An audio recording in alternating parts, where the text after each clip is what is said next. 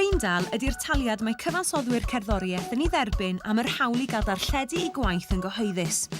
Y corff sy'n casglu ar ran y cyfansoddwyr ydy'r PRS, sy'n casglu gwybodaeth ynglŷn â phwy sy'n gwylio ac yn gwrando ac yn lle.